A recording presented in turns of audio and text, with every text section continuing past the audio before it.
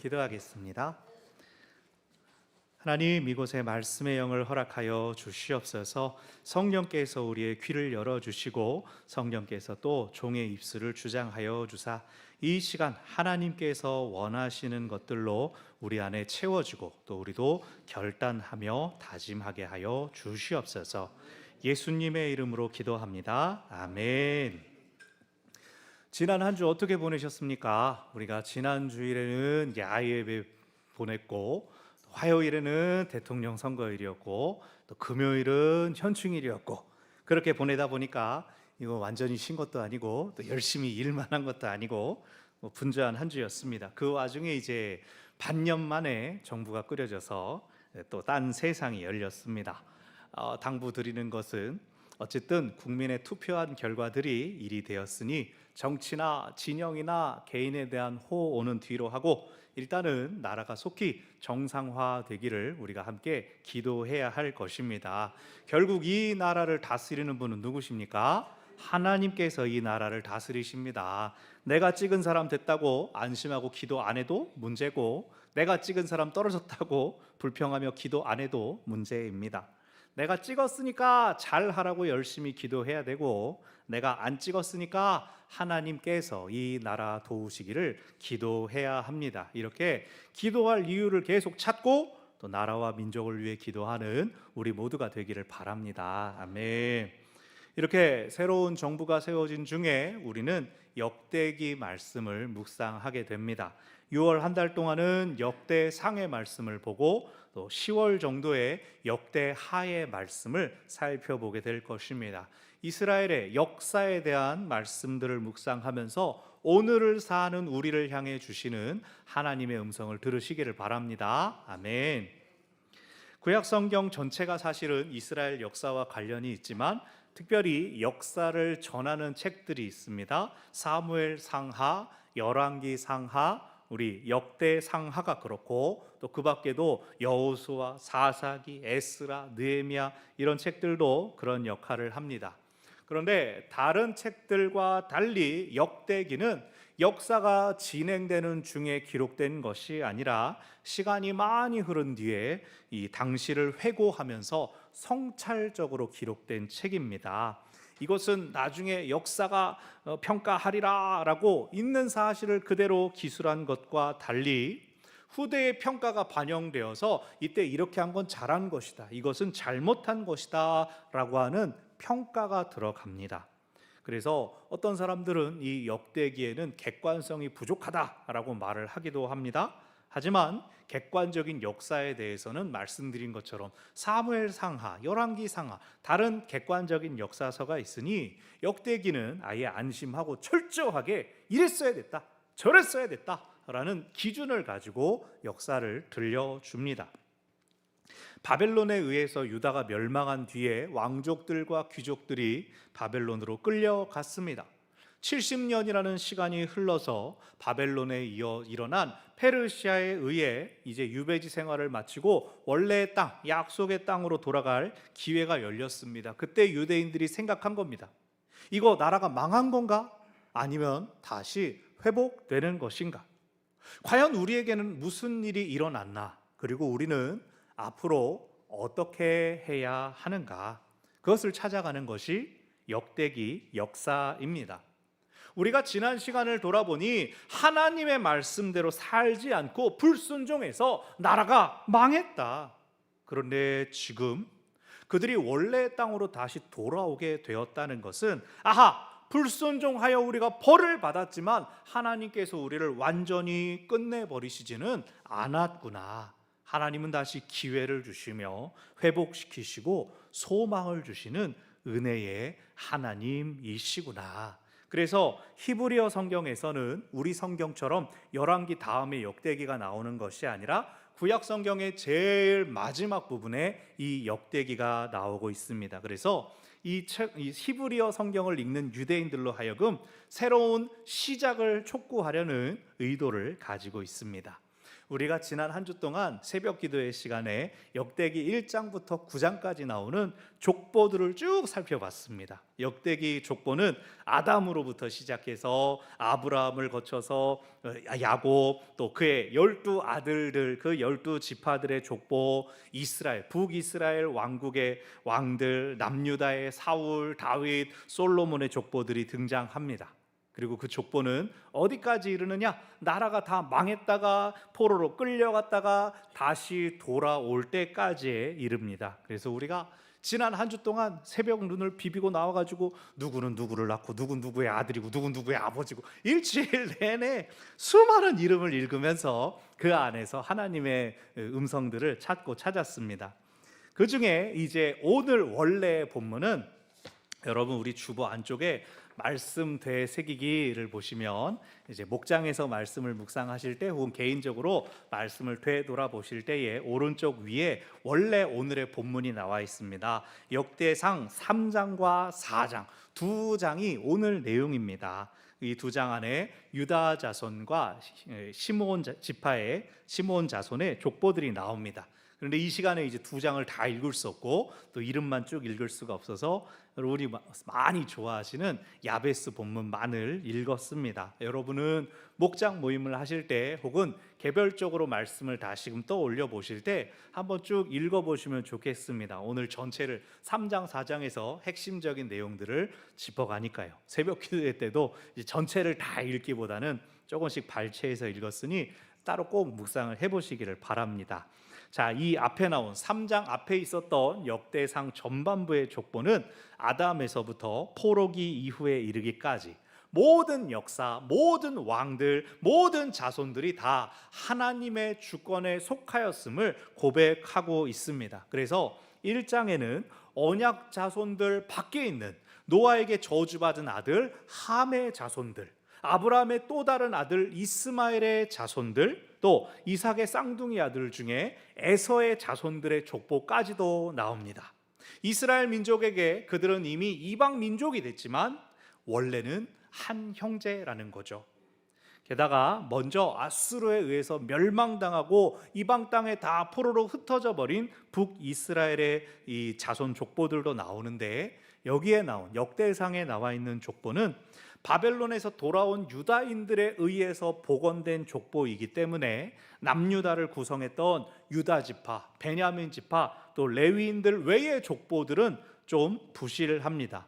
그럼에도 북이스라엘 자손들 중에도 용사가 있었다, 장사들이 있었다, 그들도 믿음으로 자기 기업을 확장시켰다라고 하는 긍정적인 진술을 덧붙입니다. 그래서 열왕기가 보여주는 북이스라엘이 불순종하여 멸망당했다라고 하는 진술을 깨끗이 거둬드립니다. 그것은 이미 알고 있으니, 그들이 잘못하고 죄지었던 것에 대해서 이미 알고 있으니 역대상에서는 하지만 그들에게 좋은 면도 있었다, 훌륭한 면도 있었다라고 하는 것입니다. 그 중에서도 오늘 본문에는 가장 중요한 인물의 족보가 나옵니다. 이스라엘 왕국이 하나님의 백성이라고 하는 그 정체성에 걸맞게 가장 강력했던 때, 그 영광의 시절을 만들었던 왕, 바로 다윗의 족보가 나옵니다. 2장에서 먼저 유다의 족보가 다뤄졌었는데 이것이 남유다에서 잡혀가고 남유다로 돌아온 사람들의 족보였기 때문에 유다 지파의 족보가 가장 길고 분량이 많았습니다. 그러면서도 유다가 가장 중요할 수 있게 된 핵심 인물 다윗의 족보가 오늘 3장에서 별도로 다뤄지는 것입니다. 다윗의 자손들은 대대로 유다에서 어떤 직업을 가지고 있었습니까? 다윗의 자손들은 왕이었죠. 즉 3장에서 다루는 것은 왕의 족보라고 할 수가 있습니다. 그런데 3장에 나오는 왕들의 이름이 나라 망하고 바벨론으로 마지막에 끌려갔던 시드기야에서 그치지 않습니다. 시드기야 왕보다 먼저 포로로 끌려갔던 여고냐, 여호야긴이 바벨론에서 석방되어서 거기서 또 아들을 낳고 대를 잇는 것들을 보여줍니다. 포로 생활을 마치고 유배지에서 돌아올 때 총독이 되었던 스룹바벨과 그의 자손들의 이름까지 나옵니다. 그래서 이스라엘, 유다라고 하는 나라는 멸망당했지만 다윗과 맺으셨던 다윗 언약, 너희의 뒤에서 왕위를 이을 자가 계속 나올 것이다. 그 신실하신 하나님의 언약이 끊어지지 않았다라고 하는 것을 오늘 3장이 보여줍니다. 한편 4장에도 23절까지는 유다 자손의 족보가 나오는데 2장에서 나오지 않았던 비교적 덜 알려진, 덜 중요한 유다 자손들의 족보입니다. 이들은 왕족의 먼 친척뻘이라고 할 수 있는데 다윗만큼은 아니지만 왕족에 속하지는 않았지만 이들 역시 길이 남길 만한 업적이 있음을 보여줍니다. 오늘 우리가 함께 읽은 본문 야베스가 그런 인물이었습니다. 9절을 보면 야베스는 형제보다 귀중했다, 존귀했다라고 나옵니다. 그 이유가 무엇이냐? 오늘 본문이 보여주는 건 그가 존귀했던 이유입니다. 그가 태어날 때 어머니를 고생시켰기 때문에 어머니가 그의 이름을 고통, 괴로움이라는 뜻의 야베스라고 지었습니다. 우리식으로는 천덕꾸러기, 꼴통, 골칫덩어리라고 자기 아들 이름을 붙여놓은 겁니다. 어머니가 자기 아들을 그렇게 부르면 관계가 좋았겠습니까? 어이 꼴통! 이렇게 부르는데 막 꼴통 이러면서 불렀겠냐고요? 아니죠. 관계가 안 좋았을 겁니다. 아마 상처와 괴로움이 있었을 겁니다. 어머니가 야 내가 너를 낳을 때 얼마나 고생인데 너도 한번 힘들어 봐라 꼴통, 이렇게 이름을 지은 겁니다. 저희 둘째 아이가 임신 6개월 차부터 유산기를 보였어요. 깜짝 놀라가지고 병원에서 무조건 누워 있으래요.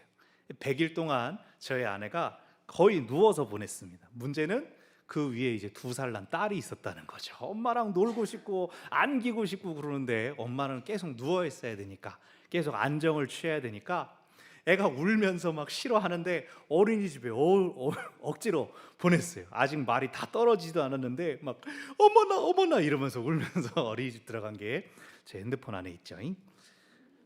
그런 이제 이렇게 하고 이제 엄마도 고생이고 또 누나도 고생이고 저도 이제 퇴근하면은 제가 이제 집안일 다 해놓고 그렇게 온 가족이 고생하면서 이제 아들이 딱 태어났을 때 너희 꼴통 우리가 그랬겠습니까?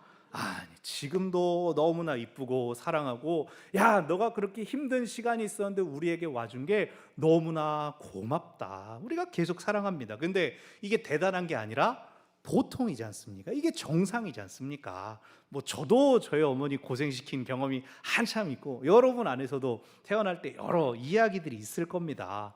그러니까 야베스는 어머니에게서조차 당연히 받았어야 할 애정과 안정을 받지 못했는데 그가 어떻게 존귀할 수 있었느냐는 겁니다. 야베스는 하나님께 기도했습니다. 하나님께서 복을 주십시오. 어머니가 나에게 사랑 주지 못했지만 하나님이 복을 주셔서 나의 지역이 넓어지게 하여 주시고 나를 모든 환난에서 벗어나게 해 주십시오. 그럴 때에 나의 이름 야베스, 고통, 근심이 사라지게 해 주십시오. 자기 어머니조차도 너는 골칫덩어리다, 너는 고통이다 그렇게 불렀지만 야베스는 어머니보다 더 크신 분 하나님께 도움을 청했습니다. 내가 이름대로 내가 바꿀 수 없는 운명처럼 사는 것이 아니라 복을 받게 하옵소서. 하나님께서 그의 기도를 들으시고 그가 구한 것을 허락해 주셨습니다. 사랑하는 여러분, 하나님의 도움을 구하시기를 바랍니다. 하나님께서 고쳐주십니다. 하나님께서 회복시켜 주십니다. 하나님께서 우리 기도에 응답하여 주십니다. 아멘. 또 4장에서 우리가 주목할 이름이 있습니다. 15절에 등장하는 갈렙입니다. 갈렙은 원래 겐 족속입니다. 혈통적으로는 이방인이었습니다. 그런데 이 갈렙이 출애굽의 여정에 참여하였고 또 유다 지파의 우두머리까지 되었습니다. 그 공로로 가나안 정탐꾼 중에 한 명이 되었고 무슨 일이 있었습니까? 12명의 정탐꾼이 올라갔습니다. 그런데 10명의 정탐꾼은 부정적인 보고를 합니다. 우리는 그 땅에 갈 수 없다. 우리는 다 죽을 것이다. 오직 여호수아와 갈렙만이 우리가 이길 것이다. 하나님께서 그들을 우리 손에 붙여주셨다. 부정적인 보고가 훨씬 많으니까 출애굽 1세대가 그 말에 다 마음이 흔들리고 불평하고 원망하였습니다. 결국 그들은 광야에서 모두 죽고 오직 두 사람, 여호수아와 갈렙만이 출애굽 2세대를 이끌고 가나안 땅에 들어갈 수 있었습니다. 그리고 오늘 본문에서 갈렙이 당당히 유다 지파의 일원으로서 족보에 이름을 남깁니다. 믿음의 순종이 한 사람으로 하여금 한 가문을 이루고 또 민족의 일원이 되게 한 것, 믿음의 조상 아브라함과 굉장히 비슷하지 않습니까? 또 유다 자손의 족보에서 한 가지를 더 살피면 4장 23절의 말씀입니다. 이 모든 사람은 토기장이가 되어 수풀과 산울 가운데 거주하는 자로서 왕과 함께 살며 왕의 일을 하였더라. 성경시대에 손과 몸을 쓰는 전문적인 기술자들은 존귀한 대우를 받지는 못했습니다. 천한 일로 여겨졌죠. 같은 유다 지파인데도 앞서서 누군가는 왕족인데 누군가는 수공업자였다, 전문 기술자였다라고 하는 것이 불공평하게 보일 수 있습니다. 그러나 이들은 누구에게나 필요한 물건을 만들어 공급한다는 장인 정신, 자기 기술에 대한 자긍심을 가지고 있었습니다. 더군다나 누구나 왕의 일을 하는 영예를 누릴 수는 없었죠. 하나님은 이렇게 자기 일에 자부심을 가지고 성실하게 충실하게 섬긴 이들을 족보에 남게 하셔서 대대로 기억하게 하셨습니다. 뿐만 아니라 이사야서나 예레미야서에 가면 하나님께서 친히 이스라엘을 빚으시는 토기장이로 당신을 비유하기도 합니다. 그러니 누가 토기장이를 무시할 수가 있었겠습니까? 하나님께서 그들을 존귀하게 하셨습니다. 아멘. 마지막 이 4장 24절 이후에 나오는 족보는 시므온 지파의 족보입니다. 이 시므온 지파는 광야 시절에 모압 사람들과 행음함으로 인해 벌을 받고 인구가 많이 줄었습니다. 땅을 분배받을 때도 인구 때문인지 이 유다 지파의 기업 중에서 땅을 받았습니다. 그래서 많은 학자들은 역사 속에서 남유다가 멸망하기 전에 이미 시므온 지파가 자연스럽게 유다 지파 속으로 흡수됐을 것으로 추정합니다. 하지만 오늘 역대상의 기록은 그들이 힘없이 쓰러져간 지파가 아니라 자기 경계를 넘어 다른 곳까지 뻗어 나갔음을 보여줍니다. 그래서 41절을 보면 거기에 사는 모우님 사람들을 쳐서 진멸하였다. 43절을 보면 세일산으로 도망간 아말렉 사람들을 쫓아가 물리치고 거주하였다라고 기록되었습니다. 그래서 하나님의 백성은 왕족이었든지 왕족이 아니었든지 약한 지파였을지라도 그 모든 한계를 능히 뛰어넘을 수 있었다라고 오늘 우리에게 보여줍니다. 오늘 본문이 주는 첫 번째 교훈입니다. 하나님은 모든 사람에게 각각의 계획을 가지고 계십니다. 다시 한번, 하나님은 모든 사람에게 각각의 계획을 가지고 계십니다. 오늘 본문에는 왕족들의 족보가 있고 왕족이 아닌 사람들의 족보가 있습니다. 그런데 여러분 가진 성경에서 왕족의 족보는 금방 물려 있는 거 있습니까? 왕족의 족보는 조금 이름이 진하게 되어 있는 성경책이 있습니까? 아니죠. 없습니다. 다를 것이 없습니다. 역사에서는 왕들이 한 나라 민족을 다스리는 통치자들이었지만 오늘 족보에서 돋보이는 건 누굽니까? 야베스처럼 하나님께 그 기도가 응답된 사람이 돋보이고 있습니다. 자기 어머니에게서조차 당연한 사랑을 받지 못했던 그 한 개인이 대신 하나님께 부르짖음으로, 그리고 하나님께서 그 기도에 응답해 주심으로써 자기 형제들보다 존귀한 자가 되었을 뿐만 아니라 오늘날까지도 많은 성도들이 본받기를 원하는 기도의 사람이 되었습니다. 지난 주간에 대통령 선거 끝나고 이제 새 정부 들어섰죠. 그동안에 누가 지지 선언을 했네 말았네, 누가 성향을 드러내, 연예인 누구가 뭐 손가락을 하나를 들었네 두 개를 들었네, 뭐 빨간 옷 파란 옷을 입었네, 사람들이 아주 난리 뉴스였습니다. 그런데 여러분, 대선 치를 때 뭐 대통령 후보는 몇백 표씩 막 1000표를 막 찍을 수가 있습니까? 따라라라라. 뭐 연예인들 셀럽쯤은 한 100표 50표쯤 가지고 있습니까? 유튜브 뭐 한 1,000만 명 구독하면 뭐 50표 찍을 수 있고 그럽니까? 아니죠. 한 사람이 모두 다 똑같이 한 표를 행사할 수 있습니다. 그래서 그 사람들의 마음, 한 사람 한 사람의 마음을 모으는 것이 선거고 투표였죠.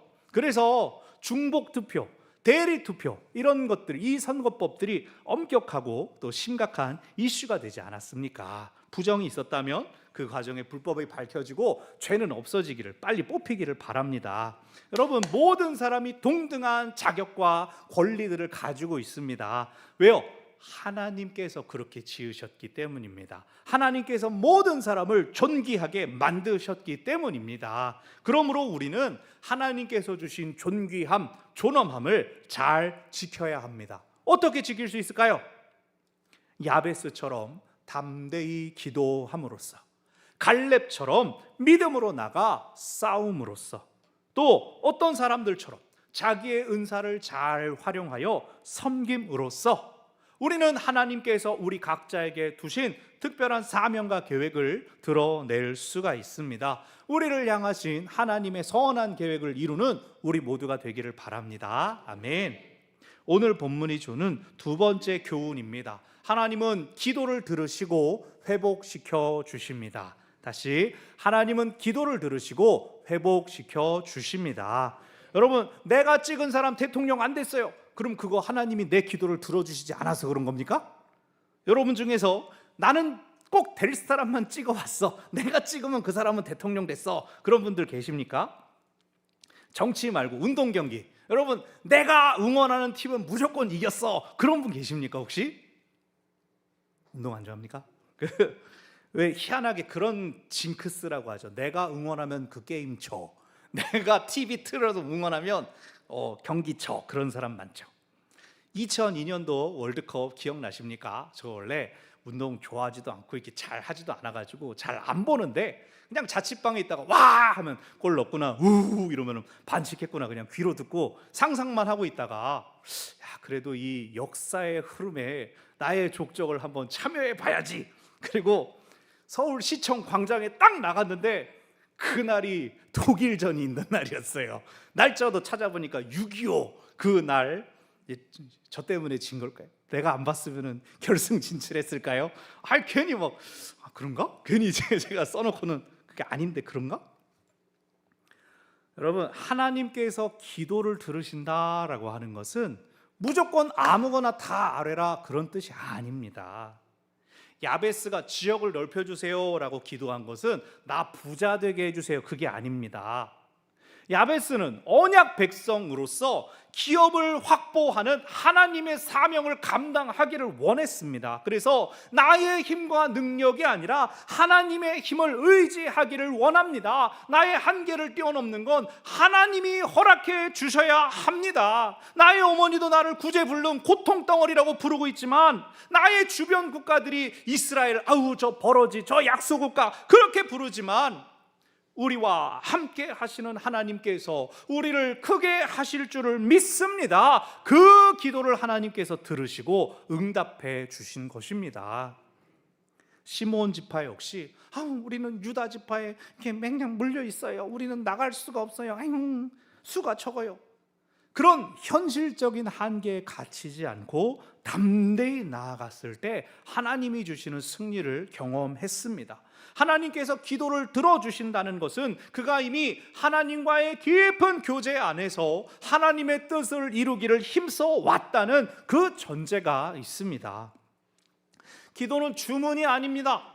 기도는 하나님과의 교제요, 하나님과의 관계입니다. 기도하는 사람은 나의 소원이 아니라 하나님의 사명에 집중합니다. 하나님의 뜻이 이루어지기를 구할 때 우리 눈에 보이는 실패, 좌절, 절망도 사실은 하나님의 뜻을 이루는 지름길이라는 것을 깨닫게 됩니다. 내 뜻이 이루어지지 않는 것 같습니까? 하나님의 뜻에 집중하시기를 바랍니다. 하나님께서 무엇을 원하시는지를 깨닫는다면 우리 기도는 이미 응답된 것이며 우리는 이미 회복의 과정 가운데 있다는 것을 알게 될 것입니다. 나의 시간, 나의 한계를 뛰어넘는 하나님의 역사를 구하시기를 바랍니다. 이 일을 이루는 분은 내가 아니라 하나님이심을 기억하시기를 바랍니다. 아멘.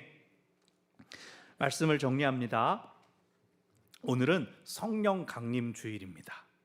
예수 추종자들에 대한 핍박을 감수하고 모여서 오로지 기도에 힘썼던 이들에게 약속하신 성령이 임하셨을 때 그들은 그들을 제한하는 현실적인 위협들을 떨치고 복음의 증인이 되었습니다. 그 하나님께서 오늘도 우리를 향한 계획을 가지고 계시며 우리의 기도를 듣기 원하십니다. 하나님의 뜻이 이루어지기를 구하며 하나님의 사명을 감당하는 우리의 기도를 하나님께서 들으시고 우리를 회복시켜 주실 것입니다. 아멘. 기도하겠습니다. 하나님, 우리가 눈으로 본 것이 이스라엘 사람들의 옛날 이야기로 그치는 것이 아니라 이들 가운데에서 이들을 통하여 역사하신 하나님을 보게 하여 주시옵소서. 한 사람 한 사람들 그저 이름 한 줄 남았을 뿐만 아니라 그가 하나님께 어떻게 간구하고 또 어떻게 하나님의 뜻을 위하여 애썼을 때 하나님께서 그들을 통해 놀라운 일 하셨던 것을 기억하여서 오늘 내 눈으로 보기에 나의 현재의 상황이 보잘것없는 것처럼 여겨질지라도 나와 함께 하시는 하나님, 그 능력을 의지하여서 하나님의 일을 이 땅 가운데 이루어내는 저희들이 되게 하여 주시옵소서. 세상 사람들 누가 다 알아주지 않는다 하더라도 우리를 당당한 언약과 믿음의 족보 가운데로 초청하시고 불러주신 그 하나님께서 오늘 우리와 함께 하심을 든든히 붙잡고 의지하는 저희들이 다 되게 하여 주시옵소서. 예수님의 이름으로 기도합니다.